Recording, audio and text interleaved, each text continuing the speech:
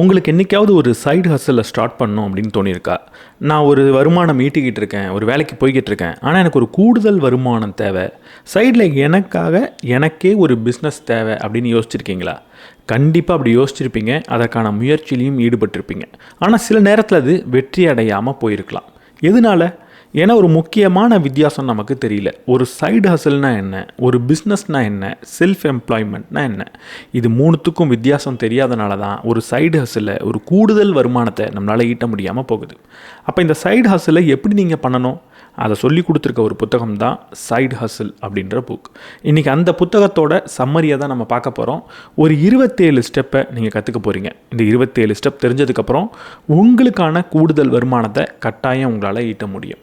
இன்றைக்கி இந்த வீடியோவில் நிறைய கதையை பேச போகிறதில்ல, தியரி பேச போகிறதில்ல, ஜஸ்ட் 27 ஸ்டெப்பை பார்க்க போகிறோம்.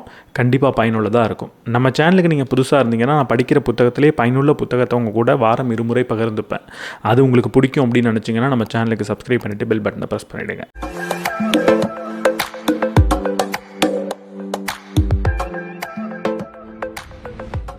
வீடியோக்குள்ளே போகிறதுக்கு முன்னாடி இந்த புத்தகம் நமக்கு சொல்லித்தர முக்கியமான பாடம், நமக்கு ஒரே ஒரு இன்கம் இருக்குது, வருமானம் இருக்குன்னா அது பத்தாது, கூடுதல் வருமானன்றது கட்டாயம் தேவை அப்படின்னு சொல்லுது. அதுக்கு ஒரு சைடு ஹசலையும் நம்ம பண்ணலாம், நம்ம சில முதலீடும் பண்ணலாம்.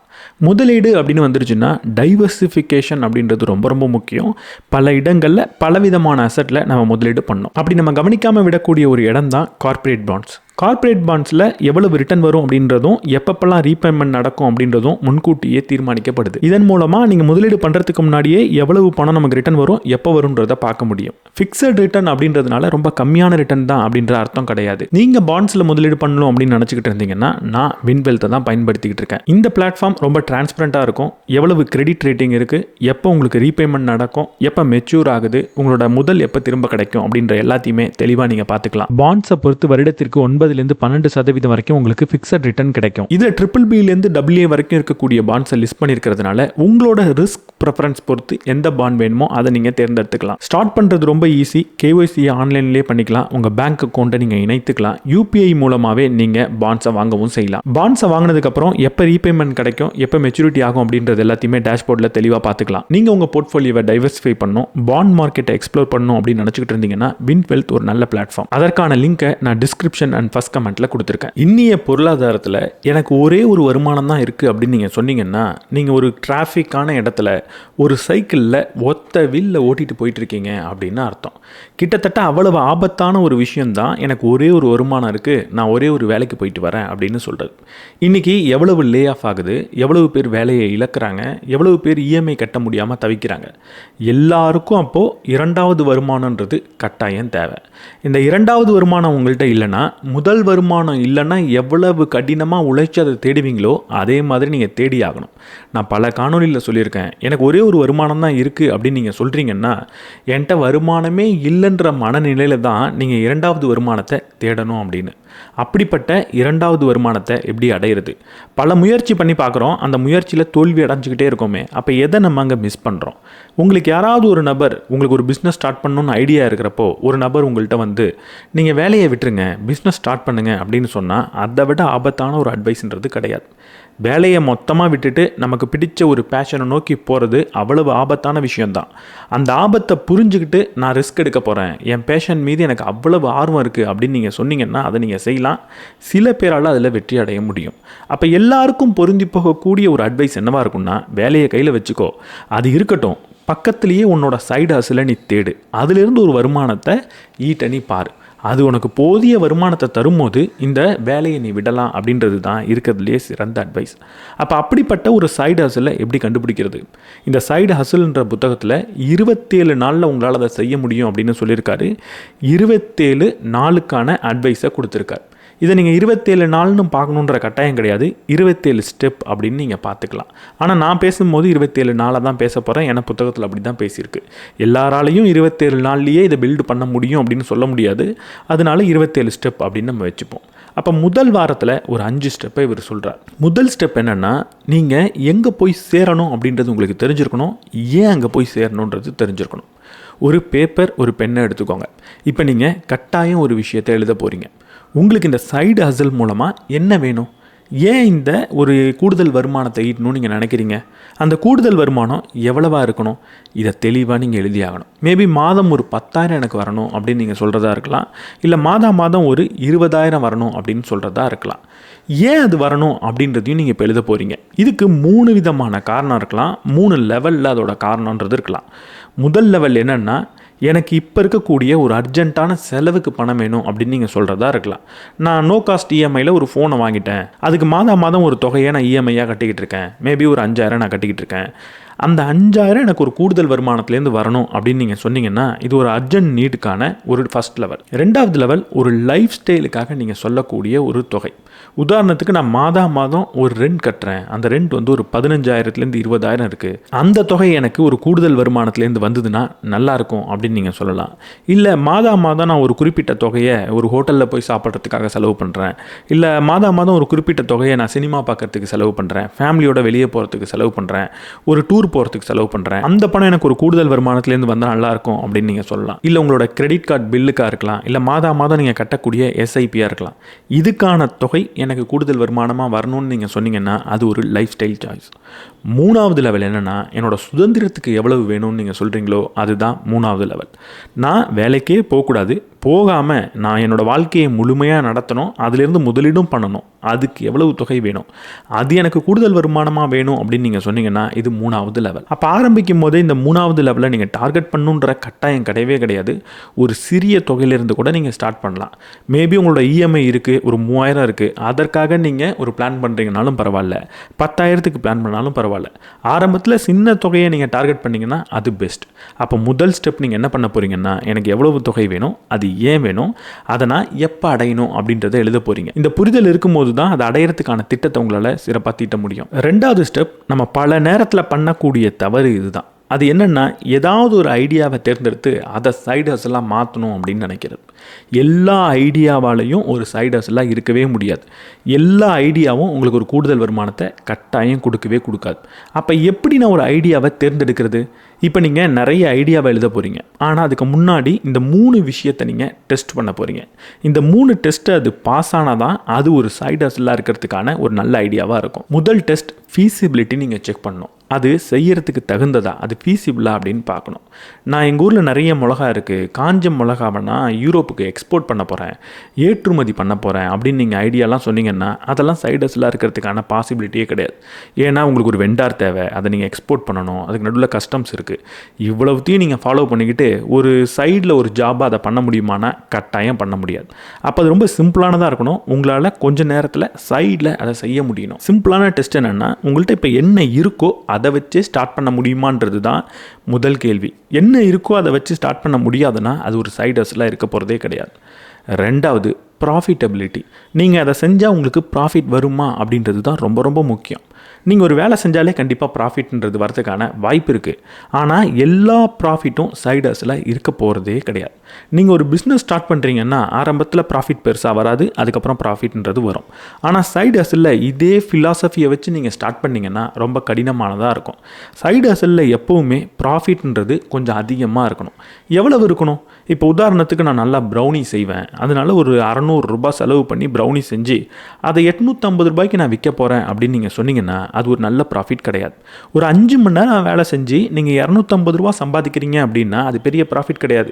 ஏன்னா அதே வேலையை நீங்களே ஒரு பேக்கரிக்கு போய் செஞ்சு கொடுத்தீங்க அப்படின்னா, ஒரு லேபராக இருந்தீங்க அப்படின்னா 250 ரூபாய்க்கு அதிகமாகவே கிடைக்கும்.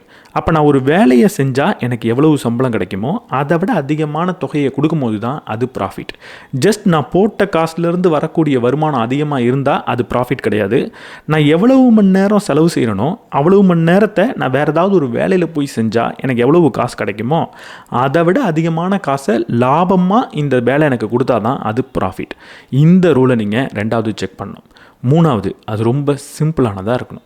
உங்களுக்கு சில கஸ்டமர்ஸ் இருப்பாங்க. அந்த கஸ்டமர்கிட்ட 2 வரியில் உங்களோட பிஸ்னஸ் என்னன்னு சொல்ல முடியுமா? அப்படி சொல்ல முடிஞ்சதுன்னா அது ஒரு நல்ல சைடு ஹஸ்லாக இருக்கும். இல்லை ரொம்ப நேரம் உட்காந்து பேசணும், அதுக்கு பின்னாடி இருக்கிற ஃபிசிக்ஸ் மேக்ஸ் எல்லாம் நீங்கள் பேசணும் அப்படின்னா கண்டிப்பாக அது சைடு ஹஸ்லாக இருக்க போகிறது கிடையாது. அப்போ ஒரு உதாரணத்துக்கு நீங்கள் நல்லா வீடியோ எடிட் பண்ணுவீங்க அப்படின்னா ஒரு 2 மணி நேரம் வீடியோவை நீங்கள் எடிட் பண்ணி கொடுக்கறதுக்கு ஒரு தொகையை நீங்கள் வாங்குறீங்கன்னா அது சைடு ஹஸ்லாக இருக்கலாம். இல்லை நீங்கள் ஒரு எக்ஸல் நல்லா ஆப்ரேட் பண்ணுவீங்க, ஏதாவது ஒரு கம்பெனிக்கு இல்லை பக்கத்தில் இருக்கிற சின்ன பிஸ்னஸ்க்கு ஒரு ஸ்ப்ரெட்ஷீட்டில் ஒரு டேஷ்போர்ட் பில்ட் பில்ட் பண்ணி தரீங்கன்னா அது ஒரு பிஸ்னஸாக இருக்கலாம். நீங்கள் நல்ல வெப்சைட் பில்ட் பண்ணுவீங்க, அப்போ ஒரு வெப்சைட் பில்ட் பண்ணி ஆன்லைனில் நீங்கள் ஒரு ஃப்ரீலான்சிங் பண்ணுறீங்கன்னா அது சைட் ஹஸ்லாக இருக்கலாம். எப்போவுமே இப்படிப்பட்ட வேலை தான் சைட் ஹஸ்லாக இருக்கும். பெரிய தொகையை போய் முதலீடு பண்ணி ஏதோ ரிசர்ச் பண்ணி புதுசாக பண்ணுறது சைட் ஹஸ்லாக இருக்க போகிறதே கிடையாது. அப்போ 3வது நாள் நீங்கள் என்ன பண்ண போகிறீங்க? இந்த 3வது ஸ்டெப் என்ன? இப்படி ஐடியாவை நீங்கள் செலக்ட் பண்ணாலும் அந்த எல்லா ஐடியாவும் ஒரு நல்ல சைட் ஹஸ்லாக இருக்காது. இந்த சைட் ஹஸ்லில் 2 விதமாக நீங்கள் பிரிக்கலாம். ஒன்று ஸ்டார்டர் ஐடியா, இன்னொன்று நெக்ஸ்ட் லெவல் ஐடியா. இந்த ஸ்டார்டர் ஐடியா அப்படின்னு இந்த ஆத்தர் எதை சொல்கிறாருன்னா, ஏதோ ஒரு வேலை செய்கிறீங்க, அந்த வேலை பெருசாக லிவரேஜ் ஆகலை, அதாவது உங்களோட நேரத்தை வச்சு தான் ஒரு வேலை செய்கிறீங்க அப்படின்னா அந்த வேலை கட்டாயம் ஸ்டார்டர் ஐடியாவாக தான் இருக்கும். உதாரணத்துக்கு நான் ரேப்பிடோ பைக் ஓட்ட போகிறேன், இல்லை நான் ஜெப்டோ ஸ்விக்கியில் இந்த மாதிரி பைக் ஓட்ட போகிறேன், டெலிவரி பாயாக இருக்க போகிறேன்னா அது கண்டிப்பாக உங்களுக்கு ப்ராஃபிட்டை கொடுக்கும்.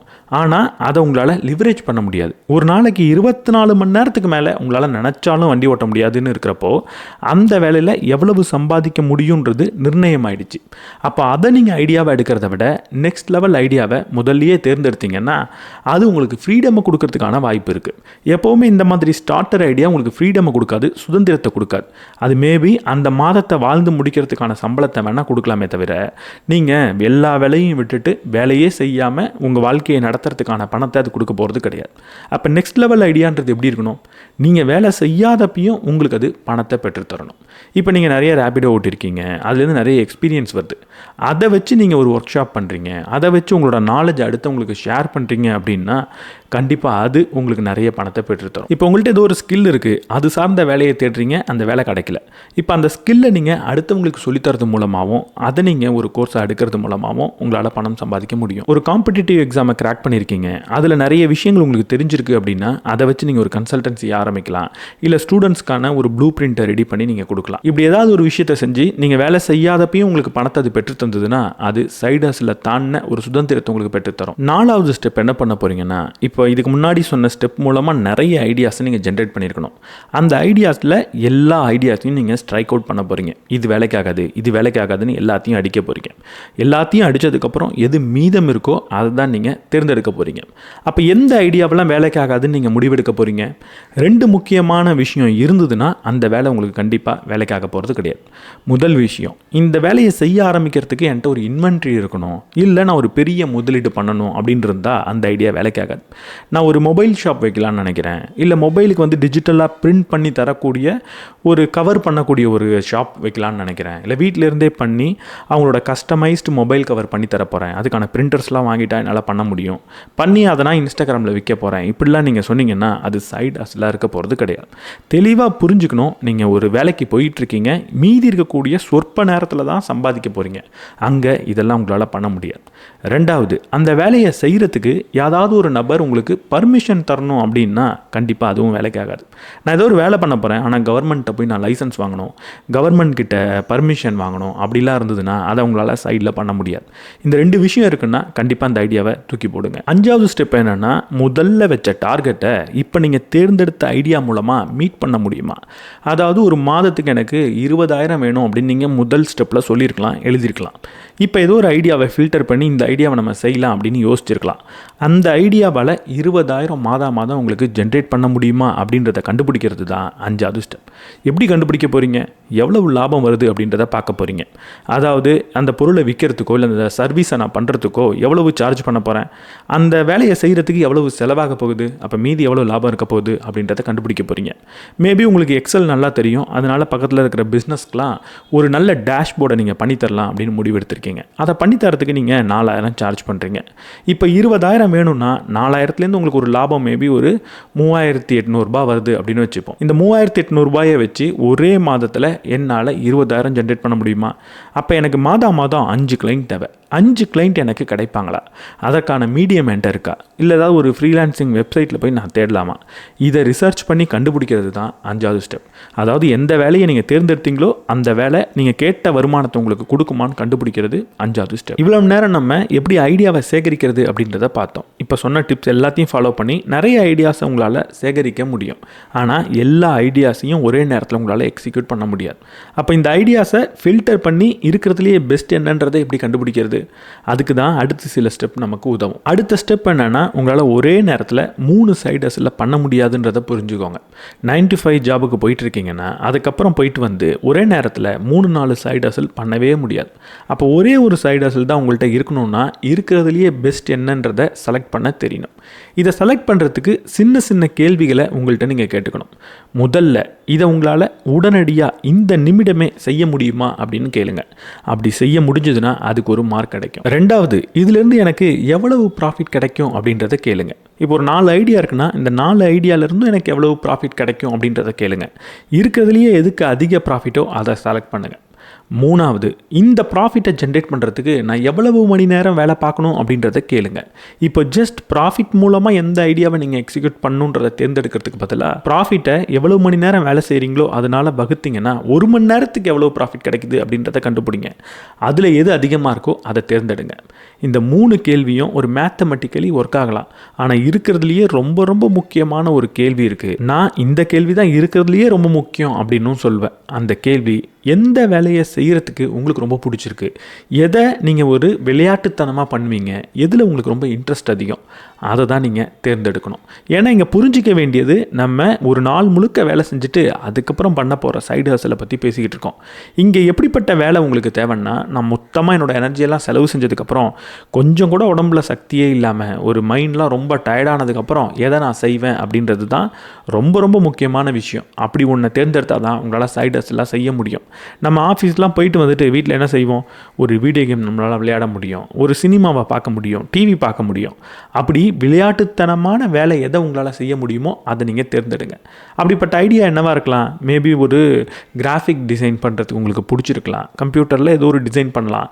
அதை பண்ணுறது உங்களுக்கு விளையாட்டுத்தனமாக இருக்குன்னா அதை நீங்கள் தேர்ந்தெடுக்கலாம். இல்லை காலேஜ் ஸ்டூடெண்ட்ஸ்க்கு உங்களுக்கு ஒரு டாக் கொடுக்குறது ரொம்ப பிடிச்சிருக்கலாம். அதனால் ஒரு பிளேஸ்மெண்ட் இன்டர்வியூவில் எப்படி செலக்ட் ஆகுறதுன்றதை பற்றி நீங்கள் பேசலாம். இல்லை அவங்களோட பர்சனாலிட்டி டெவலப்மெண்ட்டுக்கான ஏதாவது ஒரு விஷயத்தை பற்றி பேசலாம். அதற்காக ப்ரிப்பேர் பண்ணுறதுக்கு நீங்கள் ஒவ்வொரு நாளும் ஒரு 2 மணி நேரம் இரவு நீங்கள் செலவு செய்யலாம். எது உங்களுக்கு ரொம்ப பிடிச்சிருக்கோ அதை தேர்ந்தெடுங்க. அதிலிருந்து ப்ராஃபிட்டை சம்பாதிங்க. அது கொஞ்சம் கம்மியாக இருந்தாலும் இதை உங்களால் நீண்ட காலத்துக்கு செய்ய முடியும். அடுத்து ரொம்ப முக்கியமான ஒரு ஸ்டெப் இருக்குது. அதுதான் இந்த வேலையை ஏற்கனவே யாராவது செஞ்சுக்கிட்டு இருக்காங்களான்னு தேடுறது. மார்க்கெட்டில் இந்த வேலையை ஏற்கனவே யாராவது செய்கிறாங்களா அப்படின்றத கண்டுபிடிக்கணும். ஒருவேளை உங்களோட ஐடியாவை யாருமே செய்யலை அப்படின்னா அங்கே நீங்கள் ரொம்ப ஜாக்கிரதையாக இருக்கணும். ஏன்னா உங்களோட ஐடியாவை யாருமே எக்ஸிக்யூட் பண்ணல அப்படின்னா கண்டிப்பாக அது ப்ராஃபிட் தரல அப்படின்றதுக்கான வாய்ப்பு தான் ரொம்ப அதிகம். அப்போ ஏற்கனவே யாராவது செய்கிறாங்களான்னு பார்த்து அவங்க எப்படி செய்கிறாங்கன்றதை பார்த்தே ஆகணும். ஏதாவது ஒரு நபர் ஏற்கனவே செஞ்சுக்கிட்டு இருந்தால் அது உங்களுக்கு பெஸ்ட். இன்ஸ்டாகிராமில் நீங்கள் சர்ச் பண்ணி பார்க்கலாம், லிங்க்டின்ல சர்ச் பண்ணி பார்க்கலாம், இல்லை கூகுள்லேயே உங்கள் ஏரியாவில் யாராவது அதை பண்ணுறாங்களா அப்படின்றத சர்ச் பண்ணி பார்க்கலாம். அதோடு நிறுத்தாமல் அவங்களோட ரிவ்யூவை படிங்க. முக்கியமாக அவங்களோட பேட் ரிவ்யூ எல்லாம் எப்படி இருக்குன்றதை படிங்க. எதை பற்றி அதிகமாக கஸ்டமர் கம்ப்ளைண்ட் பண்ணுறாங்க? அவங்களுக்கு ஒரு ஃபோன் கால் பண்ணால் அவங்க எடுக்கிறது இல்லை, மெசேஜ் பண்ணால் ரிப்ளை வரத்துக்கு 5 நாள் ஆகுது, அவங்களோட சர்வீஸ் விற்றதுக்கப்புறம் அவங்க நம்மளோட கான்டாக்ட்லேயே இருக்க மாட்டுறாங்க, இப்படி ஏதாவது ஒரு குறையை சொல்லிக்கிட்டே இருப்பாங்க. அந்த குறை எல்லாத்தையும் கேளுங்க. அந்த குறையை உங்களோட பிஸ்னஸில் இல்லாமல் நீங்கள் பார்த்துக்கோங்க. அவங்க எதை குறையாக சொன்னாங்களோ அதுக்கு ஆப்போசிட்டான விஷயத்தையே உங்களோட ப்ராமிஸாக நீங்கள் சொல்லுங்கள். அடுத்த ஸ்டெப், உங்களுக்கு யார் பணத்தை கொடுக்க போகிறாங்க அப்படின்றத தெளிவாக புரிஞ்சு வச்சுக்கிறது. எனக்கு எல்லாரும் பணம் கொடுப்பாங்க அப்படின்னு நீங்கள் சொன்னீங்கன்னா உங்களுக்கு யாருமே பணம் கொடுக்க போகிறது கிடையாது. நீங்கள் ஒரு சர்வீஸை தேர்ந்தெடுத்துருக்கலாம். அந்த சர்வீஸ் எல்லாருக்கும் பயனளிக்கும் அப்படின்றதையும் நீங்கள் யோசிச்சிருக்கலாம். ஆனால் அதுக்காகலாம் எல்லார்கிட்டையும் உங்களால் விற்க முடியாது. நீங்கள் எப்போ எல்லார்கிட்டையும் விற்றுடலாம் அப்படின்னு யோசிக்கிறீங்களோ அப்போ யார்கிட்டையும் நீங்கள் விற்க போகிறதே கிடையாது. அப்போ எந்த சர்வீஸாக இருந்தாலும் அதை எக்ஸாக்டாக யாருக்கு விற்க போகிறீங்க அப்படின்றத யோசிங்க. ஒரு உதாரணத்துக்கு ஒரு ப்ரொடக்டிவிட்டி சர்வீஸை நீங்கள் உருவாக்கியிருக்கீங்க. அதுதான் உங்களோட சைடு ஹஸ்ல்னு வச்சுப்போம். இந்த ப்ரொடக்டிவிட்டி சர்வீஸை யாருக்கு கொடுக்கலாம்? என்னோட ப்ரொடக்டிவிட்டியை அதிகரிக்கும் அப்படின்றது எல்லாருக்குமே பயனளிக்கக்கூடிய விஷயம் தான். ஆனால் அதுக்காகலாம் உங்களால் எல்லாருக்கிட்டையும் அதை வித்துற முடியாது. அப்போ தெளிவாக நீங்கள் யாருக்கான ப்ரொடக்டிவிட்டியை அதிகரிக்க போகிறீங்க அப்படின்றத சொல்லியே ஆகணும். ஐடி கம்பெனியில் வேலை பார்க்கக்கூடிய ஒரு நபர் காலையிலேருந்து இரவு வரைக்கும் வேலை பார்க்குறாரு, அதுக்கப்புறம் வீட்டுக்கு வந்து சில விஷயங்களை பண்ணுறாரு. அவரோட ப்ரொடக்டிவிட்டியை அதிகரிக்க போகிறீங்களா? இல்லை ஒரே நேரத்தில் பல ஃப்ரீலான்சிங் பண்ணிக்கிட்டு இருக்கக்கூடிய ஒரு நபருக்கு நீங்கள் ஒரு ப்ரொடக்டிவிட்டியை அதிகரிக்க போகிறீங்களா? இல்லை யூடியூபரோட ப்ரொடக்டிவிட்டியை நீங்கள் மேனேஜ் பண்ண போகிறீங்களா? இப்படி யாரோடது அப்படின்றத தேர்ந்தெடுத்து அவங்களுக்காக மட்டுமே தான் நீங்கள் பேசணும். எப்போவுமே சைடு ஹசல் பண்ணும்போது எல்லார்கிட்டையும் போய் சேரணும்னு நினைக்கிறத விட ஒரு சின்ன குரூப் கிட்ட போகணும் அப்படின்னு யோசிக்கிறது தான் புத்திசாலித்தனம். அடுத்த ஸ்டெப், உங்களோட ஐடியாவை ஒரு ஆஃபராக மாற்றுறதை நீங்கள் கற்றுக்கணும். நம்ம எல்லாருக்கும் ஐடியான்றது இருக்கும். அது எப்படி ஆஃபராக மாற்ற போகிறீங்க? ஒரு நபர் உங்களோட ஐடியாவை வந்து காசு கொடுத்து வாங்கவே போகிறதில்ல. ஒரு நபர் அவரோட பாக்கெட்லேருந்து பணத்தை எடுத்து உங்களுக்கு கொடுக்கணுன்னா நீங்கள் என்ன ஆஃபர் பண்ணுறீங்க அப்படின்றது தான் கேட்பார். அப்போ ஐடியாவை எப்படி ஆஃபராக மாற்றுறது? என் மனதில் இருக்கக்கூடிய ஒரு ஐடியாவை எப்படி விற்கக்கூடிய ஒரு ஆஃபராக மாற்றுறது? அதுக்கு 3P அப்படின்றது உங்கள்கிட்ட இருக்கணும். அந்த 3P என்ன? முதல்ல ப்ராமிஸ். நீங்கள் என்ன ப்ராமிஸ் பண்ண போகிறீங்க, நீங்கள் என்ன கொடுக்க போகிறீங்கன்றத விட முக்கியம் நீங்கள் என்ன ப்ராமிஸ் பண்ண போகிறீங்க அப்படின்றது தான். என்ன மாதிரியான ப்ராமிஸை நீங்கள் பண்ண முடியும்? நீங்கள் இதுக்கு முன்னாடி மார்க்கெட்டில் ஒரு ரிசர்ச் பண்ணீங்க, நீங்கள் பண்ணக்கூடிய அதே வேலையை வேறு யாராவது பண்ணிக்கிட்டு இருக்காங்களா அப்படின்றத நீங்கள் பார்க்குறீங்க. அப்போது அங்கே சில கஸ்டமர் சில கம்ப்ளைண்ட்ஸை கொடுக்குறாங்க, ஒரு பேட் ரிவ்யூவை கொடுக்குறாங்க. அந்த ரிவ்யூக்கு அகெயின்ஸ்டான ஒரு ப்ராமிஸை இப்போ நீங்கள் கொடுக்க போகிறீங்க. ஒரு உதாரணத்துக்கு நீங்கள் காலேஜ் ஸ்டூடெண்ட்ஸ்க்கு ஒரு இன்டர்வியூ பிளேஸ்மெண்ட்டுக்கான ட்ரைனிங் கொடுக்க போகிறீங்க அப்படின்னு வச்சுப்போம். அப்படிப்பட்ட ட்ரைனிங்கை அட்டன் பண்ணக்கூடிய நபர்கள் சில பேட் ரிவ்யூஸை கொடுக்குறாங்க. அதாவது இவங்கள்ட்ட நான் ட்ரைனிங்க்கு போனேன், ஆனால் அதுக்கப்புறமும் எனக்கு எந்த வேலையும் கிடைக்கல, ஒரு இன்டர்வியூ கால் கூட வரலை அப்படின்னு சொல்லி கம்ப்ளைண்ட் பண்ணுறாங்க. இப்போ நீங்கள் என்ன செய்யலாம்? உங்களுக்கு நான் ட்ரைனிங் கொடுத்து முடிச்சதுக்கப்புறம், உங்களுக்கு ரெஸ்யூமேவை நான் அப்டேட் பண்ணி கொடுத்ததுக்கப்புறம், உங்களுக்கு இன்டர்வியூ கால் ஒரு மாதத்துக்குள்ளே வரல அப்படின்னா நீங்கள் கட்டின ஃபீஸை நான் திரும்ப கொடுக்குறேன் அப்படின்னு சொல்கிறது ஒரு ப்ராமிஸாக இருக்கலாம். இப்படிப்பட்ட ப்ராமிஸ் ரொம்ப ரொம்ப முக்கியம் ஒரு சைடு ஹசலுக்கு. ரெண்டாவது பிட்ச். பிட்ச்னா என்ன? நீங்கள் என்ன கொடுக்க போகிறீங்க அப்படின்றத சொல்கிறது. அது மேபி ஒரு ட்ரைனிங்காக இருக்கலாம், இல்லை அவங்களோட லிங்க்டின் ப்ரொஃபைலை நீங்கள் அப்டேட் பண்ணி தரதா இருக்கலாம், ஒரு ரெஸ்யூமேவை பில்ட் பண்ணி தரதா இருக்கலாம், இல்லை மார்க் இன்டர்வியூ அரேஞ்ச் பண்ணுறதா இருக்கலாம். என்னெல்லாம் கொடுக்க போகிறீங்க அப்படின்றத பிட்ச் பண்ணுங்கள். மூணாவது பி ப்ரைஸ். ப்ரைஸை ரொம்ப ரொம்ப கிளியராக சொல்லுங்கள். ஒரு சைடு ஹசல் வச்சுக்கிட்டு அங்கே நீங்கள் மறைமுகமான ப்ரைஸுக்கு பிளான் பண்ணக்கூடாது. மறைச்சி கம்மியாக ப்ரைஸ் சொன்னால் நிறைய பேர் உள்ளே வருவாங்க, அதுக்கப்புறம் நம்ம அதிக ப்ரைஸுக்கு விற்றுக்கலாம் அப்படின்னு நீங்கள் சொல்ல போகிறதே கிடையாது. ரொம்ப தெளிவாக உங்களோட ப்ரைஸ் என்ன அப்படின்னு சொல்ல போகிறீங்க. அப்போ சிம்பிளாக புரிஞ்சுக்கணுன்னா ஒரு வேகான ஐடியாவை நீங்கள் சொல்லக்கூடாது, இந்த 3P இருக்கக்கூடிய ஸ்டேட்மெண்ட்டை தான் சொல்லணும். நான் ரெஸ்யூமே அப்டேட் பண்ணி தருவேன் அப்படின்னு சிம்பிளாக நீங்கள் சொல்லக்கூடாது. நீங்கள் வேலை கிடைக்காம தேடிக்கிட்டு இருக்கக்கூடிய நபர்களுக்கு நான் ரெஸ்யூமேவை அப்டேட் பண்ணி, லிங்க்டின் ப்ரொஃபைலை அப்டேட் பண்ணி 3 மார்க் இன்டர்வியூவை அரேஞ்ச் பண்ணி தருவேன். அதை அரேஞ்ச் பண்ணி கொடுத்ததுக்கப்புறம் அவங்க ஏதாவது ஒரு இன்டர்வியூலையாவது ஷார்ட் லிஸ்ட் ஆகலை அடுத்த 15 நாளில் அப்படின்னா அவங்க கட்டின ஃபீஸை நான் திரும்ப தருவேன். இதற்கான ஃபீஸ் 499 ரூபாய் அப்படின்னு நீங்கள் சொல்லலாம். இப்படி சொல்லும் போது தான் நீங்கள் தனித்துவமாக தெரிவிங்க. அப்போ தான் உங்கள் சைடு ஹசல் நோக்கி அடுத்தவங்க வருவாங்க. அடுத்த ஸ்டெப், இப்படி கஸ்டமர்கிட்ட நீங்கள் போகிறதுக்கு முன்னாடி உங்களோட ஒரிஜின் ஸ்டோரி என்ன அப்படின்றத உருவாக்கி வைக்கணும். நிறைய பேர் இன்றைக்கி இருக்காங்க, ஏஐ டூல்ஸ் இருக்குது, ஃபேஸ்லெஸ் சர்வீஸ் நிறைய இருக்குது. அப்போ நான் குறிப்பிட்ட ஒரு நபர்கிட்ட போகணுன்னா அந்த நபர் யாருன்றது எனக்கு தெரிஞ்சிருக்கணும். அவர் கூட ஒரு பர்சனல் கனெக்ட் இருக்கிறப்போ, அவரோட கதை எனக்கு தெரிஞ்சிருக்கிறப்போ ரொம்ப சுலபமாக அவர்கிட்ட போகிறேன். நான் ஏதோ ஒரு சர்வீஸை ஆன்லைனில் தேடுறேன், ஒரு 5-6 பேர் வராங்க, அதில் பல பேருக்கு வெறும் லோகோ மட்டும்தான் இருக்குது, அதுக்கு பின்னாடி யார் இருக்காங்கன்னு எனக்கு தெரியல. ஆனால் ஒரு நபரை பார்க்குறேன், ரொம்ப பர்சனலாக எனக்கு அவர் கூட கனெக்ட் ஆகுது, அவர் யாருன்றது தெரியுது, அவர் ஏன் இந்த சர்வீஸை பண்ணுறாருன்றது எனக்கு புரியுது. அப்போ கண்டிப்பாக அவர்கிட்ட போகிறதுக்கான வாய்ப்பு இருக்குது. அப்போ உங்களோட பர்சனல் ஸ்டோரி என்னன்றதை பில்ட் பண்ணி சிம்பிளாக அடுத்தவங்களுக்கு கம்யூனிகேட் பண்ணணும். அதை எப்படி நீங்கள் பில்ட் பண்ண போகிறீங்க? ஒரு சிம்பிளான ஸ்டெப் இருக்குது.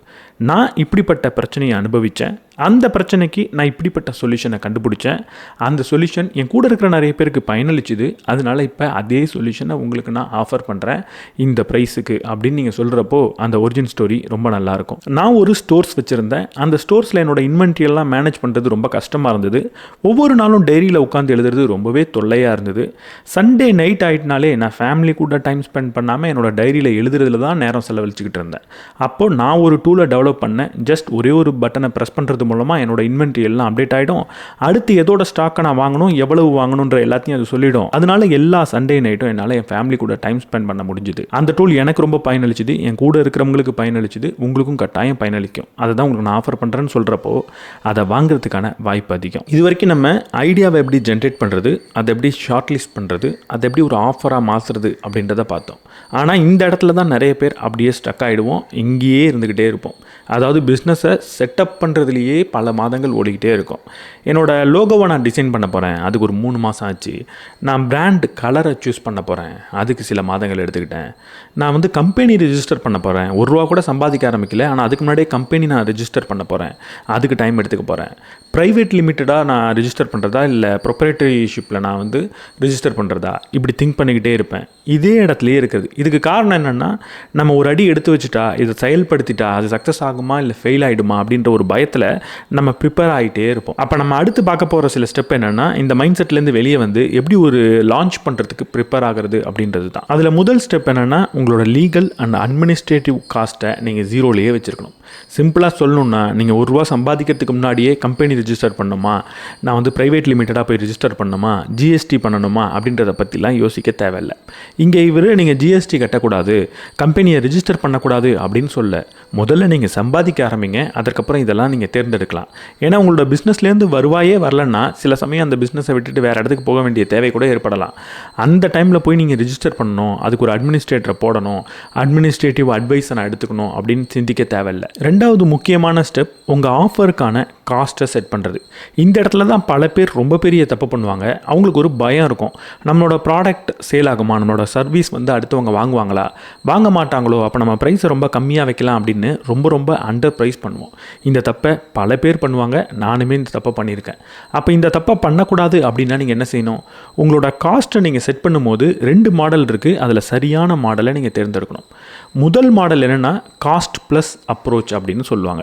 நீங்கள் என்ன சர்வீஸ் பண்ணுறீங்களோ அந்த சர்வீஸ் பண்ணுறதுக்கு எவ்வளவு செலவு பண்ணுறீங்க, எவ்வளவு நேரத்தை முதலீடு பண்ணுறீங்க, அதெல்லாம் பார்த்து அதுக்கு எவ்வளவு ரூபாயோ அதை விட கொஞ்சம் ப்ராஃபிட்டை செட் பண்ணி நீங்கள் செல் பண்ணுறது. இப்போ ஒரு ப்ராடக்ட் செய்கிறீங்க, அந்த ப்ராடக்ட்டை தயாரிக்கிறதுக்கு ஒரு 500 ரூபாய் ஆகுது. நீங்கள் ஒரு 1 மணி நேரம் வேலை செய்கிறீங்க, மேபி அதுக்கு ஒரு 200 ரூபாய் நீங்கள் ஆட் பண்ணுறீங்க. ப்ளஸ் உங்களோட ப்ராஃபிட் அப்படின்றதுக்காக ஒரு 300 ரூபாய் ஆட் பண்ணி 1000 ரூபாய்க்கு நீங்கள் விற்கிறீங்க. இது வந்து காஸ்ட் ப்ளஸ் அப்ரோச். நீங்கள் எவ்வளவு செலவு பண்ணுறீங்களோ அதுக்கு மேலே நீங்கள் ப்ராஃபிட் ஆட் பண்ணி அனுப்புகிறீங்க. இதை நீங்கள் செஞ்சீங்கன்னா கண்டிப்பாக எப்போவுமே அண்டர் ப்ரைஸ்டாக தான் இருப்பீங்க. அப்போ ரெண்டாவது மாடல் என்னென்னா value based approach. Value based அப்ரோச்னா என்ன, நீங்கள் என்ன செய்கிறீங்க அப்படின்றதெல்லாம் தூக்கி போட்டுட்டு உங்களோட கஸ்டமருக்கு உங்களோட சர்வீஸ் மூலமாகவோ இல்லை உங்கள் ப்ராடக்ட் மூலமாகவோ எவ்வளவு வேல்யூ கிடைக்குது, அந்த வேல்யூவை பொறுத்து தான் உங்களோட ப்ரைஸை நீங்கள் செட் பண்ணணும். அப்படி செட் பண்ணும்போது தான் உங்களுக்கு ஒரு பெரிய ப்ராஃபிட் அப்படின்றது கிடைக்கும். இப்போ ஏதோ ஒரு கிளைண்ட்டுக்கு நீங்கள் ஒரு அட்வர்டைஸ்மெண்ட் பண்ணி தரீங்க, ஒரு டிஜிட்டல் மார்க்கெட்டிங் பண்ணி தரீங்க, ஒரு ஃபேஸ்புக் இன்ஸ்டாகிராமில் ஆட் ரன் பண்ணி தரீங்க. நீங்கள் பண்ண சர்வீஸ்னால அவங்களுக்கு ஒரு 20 கிளைண்ட் கிடச்சிருக்காங்க. அந்த 20 கிளைண்ட்டும் அவருக்கு வருடத்துக்கு 30,000 ஃபீஸ் கட்ட போகிறாங்க. அதுலேருந்து கிட்டத்தட்ட ஒரு 6 லட்சத்தை அவர் சம்பாதிக்க போகிறார். நீங்கள் நான் கொஞ்ச நேரம் தான் வேலை பார்த்தேன் அப்படின்றதுக்காக வெறும் 5,000 ரூபா ப்ரைஸ் பண்ணிங்கன்னா ரொம்ப அண்டர் ப்ரைஸ்டாக இருப்பீங்க. அப்போ இங்கே நீங்கள் என்ன சிந்திக்கணும்னா, கிளைண்ட்டுக்கு எவ்வளோ பெனிஃபிட் கிடைக்குது, ஒரு 6 லட்ச ரூபா கிடைக்குது. அப்போ நாங்கள் 25,000 சர்வீஸ் காஸ்ட்டாக கேட்டால் அவருக்குமே அது நல்லது தான், நமக்கும் நிறைய ப்ராஃபிட் கிடைக்கும். எப்போவுமே கிளைண்ட்டுக்கு என்ன வேல்யூ கிடைக்குதுன்றதை பார்த்து உங்களோட ப்ரைஸை செட் பண்ணுங்கள். ஒரு சைடு ஹசலில் பண்ண முடிஞ்ச மிகப்பெரிய தப்பு இதுதான், உங்களோட ப்ரைஸை தப்பாக செட் பண்ணுறது. அடுத்து ரொம்ப முக்கியமான ஒரு ஸ்டெப் இருக்குது, உங்களுக்கான ஒரு லேண்டிங் பேஜை நீங்கள் உருவாக்கி ஆகணும். ஒரு சின்ன வெப்சைட்டாக இருக்கலாம், இல்லை ஒரு இன்ஸ்டாகிராம் பேஜாக இருக்கலாம்.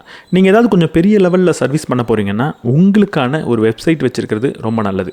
ரொம்ப ஃபேன்சியாக ஒரு வெப்சைட் டெவலப்பரை கூப்பிட்டு பண்ணுன்ற அவசியம் கிடையாது. அட்லீஸ்ட் ஒரு பிளாக் ஸ்டேஜ்லேயாவது ஒரு வெப்சைட்டுன்றது இருக்கணும்.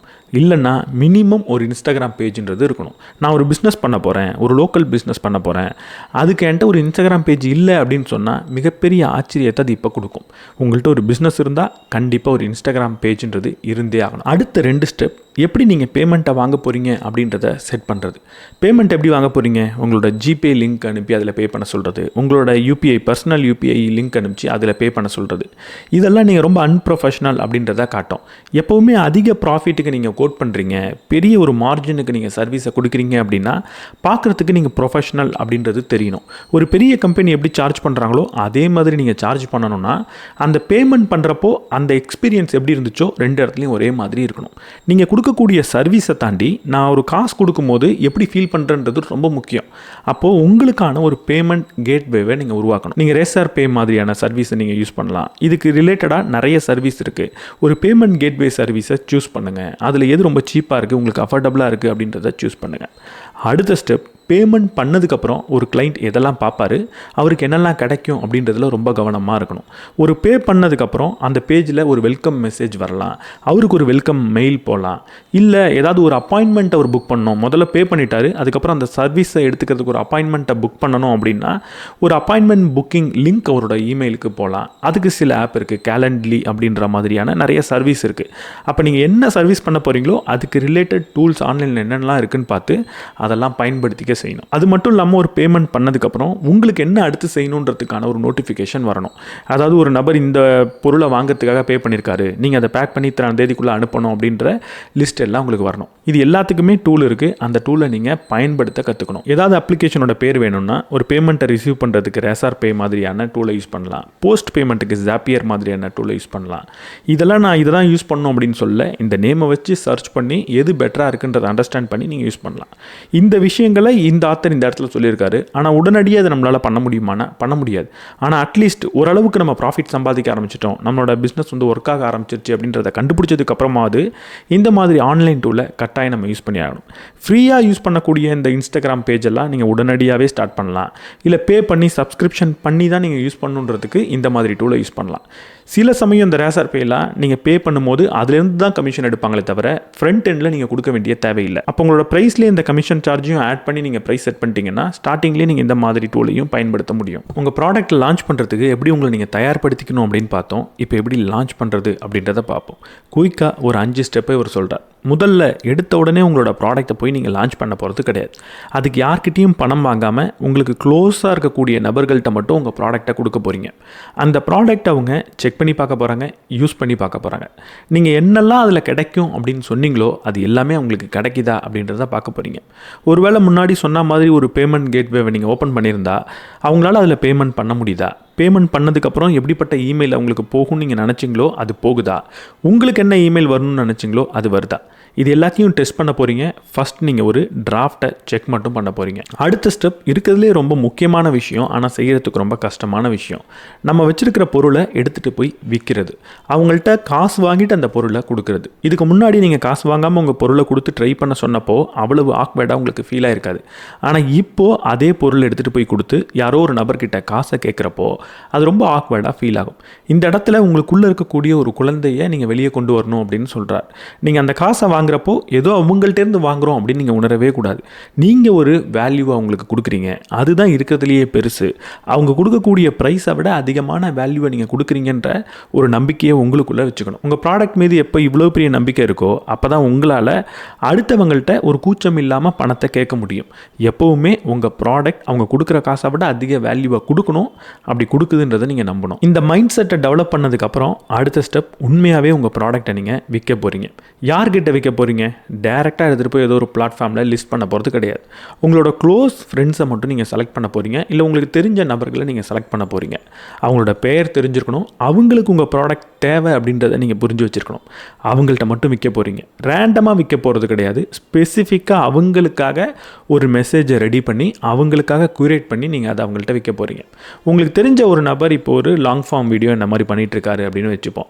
இப்போ அவர்கிட்ட நீங்கள் பிச் பண்ண போகிறீங்க. அவரோட நேமை சொல்கிறீங்க. நீங்கள் இப்படி ஒரு வீடியோ பண்ணிகிட்ருக்கீங்கன்றதை நான் பார்க்குறேன், அதுலேருந்து நான் ஷார்ட்ஸ் கட் பண்ணி தர போகிறேன், அந்த சர்வீஸ் நான் பண்ணுறேன். உங்களோட லாஸ்ட் வீடியோலேருந்து 1-2 ஷார்ட்ஸ் நான் கட் பண்ணியிருக்கேன், இதை நீங்கள் பாருங்கள். இது உங்களுக்கு பிடிச்சிருந்ததுன்னா என்கிட்ட நீங்கள் சர்வீஸை வாங்கிக்கலாம்.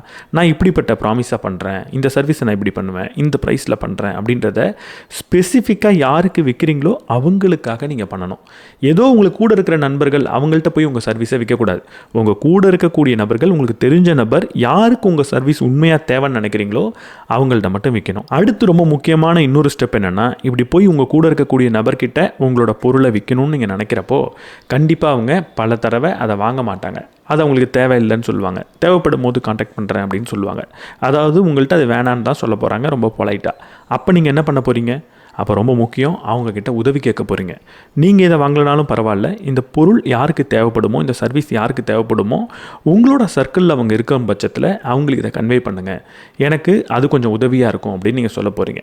இப்படி சொன்னாலும் அவங்க எல்லார்கிட்டையும் போய் உடனடியாக உங்களுக்காக மார்க்கெட்டிங் பண்ண போகிறதில்ல. அப்போது முதல்லையே நீங்கள் ஒரு மெசேஜை டைப் பண்ணி வைக்க சொல்கிறாரு இந்த ஆத்தர். அந்த மெசேஜை அவரோட வாட்ஸ்அப்புக்கு அனுப்புங்க. ஜஸ்ட் இதை காப்பி பேஸ்ட் பண்ணி மட்டும் நீங்கள் அனுப்புனா போகிறோம் அப்படின்னு அந்த உதவி பண்ணுறதை ரொம்ப எளிமையாக நீங்கள் மாற்றணும் அப்படின்னு சொல்கிறார். ஸோ சிம்பிளாக கற்றுக்க வேண்டியது, நீங்கள் ஒரு நபர்கிட்ட போகிறீங்க, அப்ரோச் பண்ணுறீங்க, அவர் வாங்க மாட்டேன்னு சொன்னால் அவர்கிட்ட இன்னொன்று பல பேர்கிட்ட ரெஃபர் பண்ணுங்கன்ற உதவியை கேட்க போகிறீங்க. அதை அவருக்கு நீங்கள் சுலபமாக்க போகிறீங்க. அடுத்த 2 ஸ்டெப் என்னென்னா, இப்படி நீங்கள் ப்ராடக்ட்டை வெளியே எடுத்துகிட்டு போனதுக்கப்புறம் என்ன மாதிரி ஃபீட்பேக் வருது அப்படின்றத கேட்க போகிறீங்க. அந்த ஃபீட்பேக்கை கேட்டு உங்களோட ப்ராடக்ட் நீங்கள் கொஞ்சம் கொஞ்சமாக மாற்ற போகிறீங்க. சில சமயம் நிறைய பேர் உங்களோட பேஜுக்கு வருவாங்க, உங்களோட பொருளை பார்ப்பாங்க, உங்கள்கிட்ட ப்ரைஸை கேட்பாங்க, அதுக்கப்புறம் வாங்காமல் போகலாம்.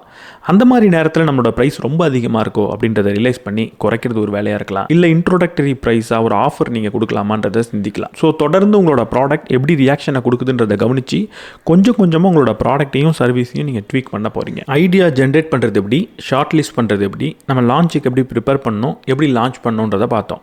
இந்த ஃபைனல் வீக்கில் அவர் என்ன சொல்கிறாருன்னா, நீங்கள் லான்ச் பண்ணதுக்கப்புறம் நிறுத்தாமல் உங்களோட ப்ராடக்ட்டையும் சர்வீஸையும் தொடர்ந்து ரிஃபைன் பண்ணிக்கிட்டே இருக்கணும், அதை மாற்றிக்கிட்டே இருக்கணும். அதுக்கு செய்ய வேண்டிய முதல் ஸ்டெப் என்னென்னா, நீங்கள் தொடர்ந்து உங்களோட ப்ராக்ரஸை ட்ராக் பண்ணிக்கிட்டே இருக்கணும். 3 முக்கியமான விஷயத்தை நீங்கள் ட்ராக் பண்ணணும். ட்ராக் பண்ணுறதுக்கு பெருசாக ஏதோ ஒரு டூலோ வேறு எந்த ஒரு செலவும் செய்ய தேவையில்லை. ஒரு எக்ஸலோ இல்லை ஒரு நோட் புக்கோ இல்லை ஒரு கூகுள் ஷீட்டோ நீங்கள் எடுத்துக்கலாம். 3 முக்கியமான விஷயத்தை அதில் நீங்கள் ட்ராக் பண்ண போகிறீங்க.